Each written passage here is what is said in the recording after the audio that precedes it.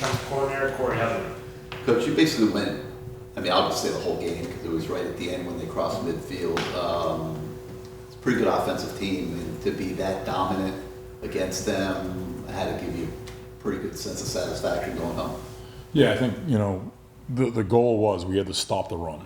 We wanted to stop the run. We wanted to hit the quarterback early, and I thought our guys right away in that first series, I thought we did a good job of, they came out throwing the football, and I thought we affected the quarterback early in the game, and I think that kind of set the tempo for what the defense for the rest of the day, and I think it really helped us get off to a good start.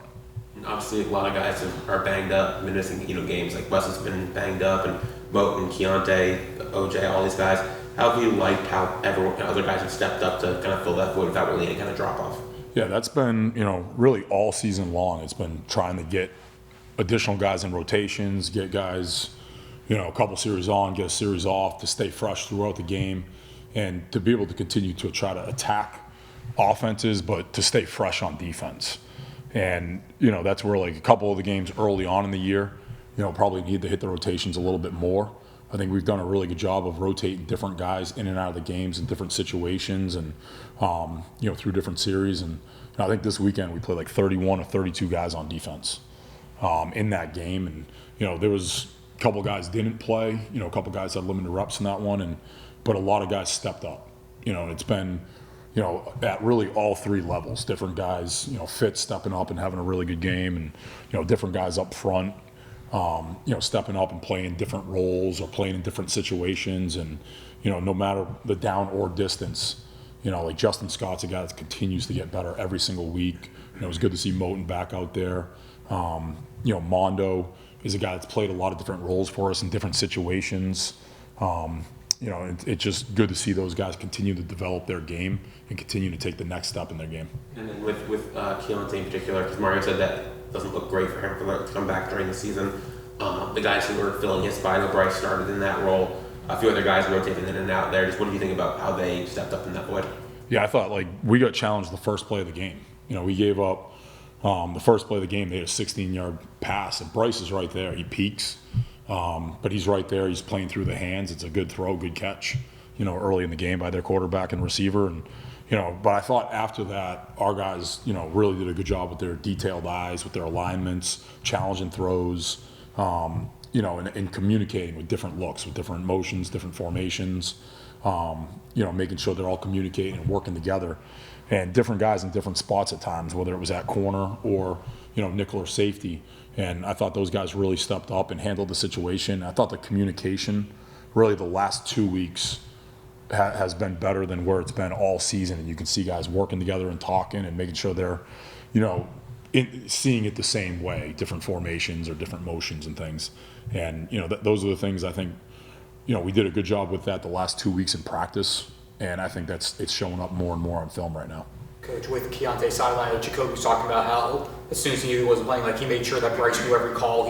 When he was on the sideline, we saw how animated he was, how much he was trying to keep the momentum, the emotion up. Just when players, your veteran players who know that they're not playing but are still trying to find an impact, just what does that say about that group, and what type of message does it send to the reserves who are having to fill in those roles? Yeah, especially with Key, he's a guy that's what he's been since day one. He's always helping, whether it's his rep, it's another guy's rep, asking questions or helping pull up the younger guys or being involved with whatever we're doing as a team. And that's just the type of person he is. He's always getting us better as a program in every aspect, on the field, off the field. And, that's he's always going to make sure we're getting better in those situations. He's always going to be involved. And, he is a huge, what he brings to us as a defense on and off the field just makes us better as a group. And that's evident this weekend, grabbing some of those guys as they come off the field or in different situations and helping them, how he sees it and talking through it and communicating through it with the coaches. That's just the type of person he is, always getting us better and always bringing us up as we go. The level of physicality in this recent game, did it seem different to you just watching it back? I think you look all the way back to the Notre Dame game, I think we've played physical. I think we've come out, we've attacked the run, we've played physical and we tackle. I think we take a lot of shots, and try to force it as we go take a shot on the ball carrier. I think that's kind of the level we've played at all year. I think it showed up right away from the start of this game, and I thought the swarm was better this week. That's one of the things we emphasized in the meeting. Was our guys? I definitely thought all the way through were straining all the way through the ball. And, like there's some really good reps of like Pruitt from the backside cleaning up a play, or Poiser coming down, top down. We miss a tackle and he's right there to step on toes and bite the ball and run through the ball carrier. And there's a scramble where Lightfoot's on the backside of the play and he makes the play all the way on the other side of the numbers. But I thought our guys in general, like the way that we practice and the way that we play, I think we play a physical brand of football, and I think our guys run to the ball really well. And that's the standard of what we want on defense, and I think those guys have continued to buy into that. After obviously, first year here through 10 games, and you installed the defense through spring and fall. How do you feel like the defense? I mean, they're playing well statistically. How do you feel like they've learned and adapted and fully kind of engaged themselves in this defense? I guess. Yeah, I think I still think like every day, even as a coaching staff. Like we're constantly working together. Okay, how do we see this? Okay, everyone see it the same way. It's a different shift, different motion, different formation, different run fit, pass fit. You're always seeing different things as the game is always evolving. And for us, I think now you go through spring football, you go through the summer, now you go through the first 10 games. Obviously, everyone's closer, on the staff and with the players. And I think the players are having more confidence because now they've seen different pitchers multiple times. Now they're, okay, I remember this one, we've seen this. Okay, now we can just go. Or now they're communicating better together. They're getting used to playing as a group or as a unit more collectively every week. And, at different points in the season, early on you had guys that played together all the way through camp. And then you had a couple injuries there in the midpoint of the season. A couple new guys are in there, and now they're starting to learn how to work together and communicate and play. And I think our guys have really done a good job of coming in and meeting and working things out and communicating as they watch other games and film and cut-ups. And I think the last 2 weeks you've really seen where they've worked the best together, through a lot of different pitchers communicating and then just letting it go and playing fast. And I think as the season goes, you're always going to feel like you're going to get stronger as the season goes on, as the guys just get used to playing together and get a little bit more comfortable together every single week. And that's our job now during the week to continue to throw different things at them to make sure we stay uncomfortable so they work together and continue to get stronger as we go. And then looking ahead to Virginia Tech this weekend, just what do you see from their offense?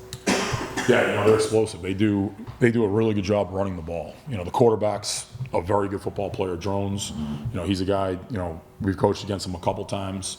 And he's a guy, he gets the offense to go. Everything goes through him. They're very dynamic in the run game. They do a lot of things, pre-snap, motion, shifts, changing the strength of the formation through different looks.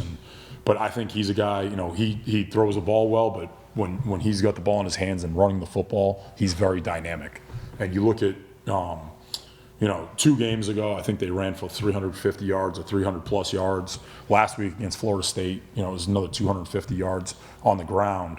And we got to make sure we got to stop the run. We got to try to make them one-dimensional. We got to get ahead of the sticks in those situations.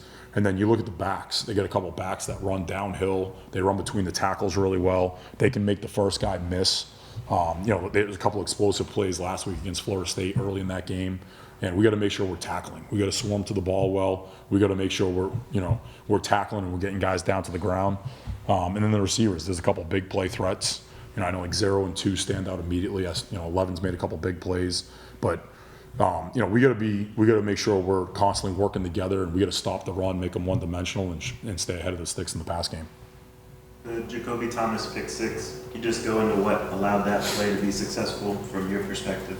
Yeah, I thought our guys got some good pressure on the quarterback early in the game, and I think on that play, I think we had 2 guys off the edge. We had 1 guy under the back, 1 guy over the top of the back. I think it was X and Mo, and I think they put some good pressure on the quarterback, and I thought Jacoby did a really good job staying top down, playing through the zone, reading the quarterback eyes and robbing the throw, and he jumped the throw. And then, one thing we always talk about on defense is trying to set up a sideline return. And, I go back to the interception against Florida State with Fitz, where, I feel like if we block the intended and everyone gets below the numbers and we set that thing up, I think we probably score on that play. and it's something we always talk about in practice. We work it in preseason camp, and that play was a great example of, we affect the quarterback. It's a really good job by Jacoby jumping the route and, playing top down once he pulls the pin. And then I think Chase blocks the intended receiver. I thought the D-line did a really good job of getting out below the numbers and setting up the return. And I think we get a block on the quarterback right before the end zone, and, he gets below the numbers and sets it up for a touchdown. But, I thought that was just our guys executing at a really high level, really at all three levels from start to finish all the way through the play. And I think that's why we get the result of a touchdown on the play. Anything else? Great. Thank you, guys. Thank you.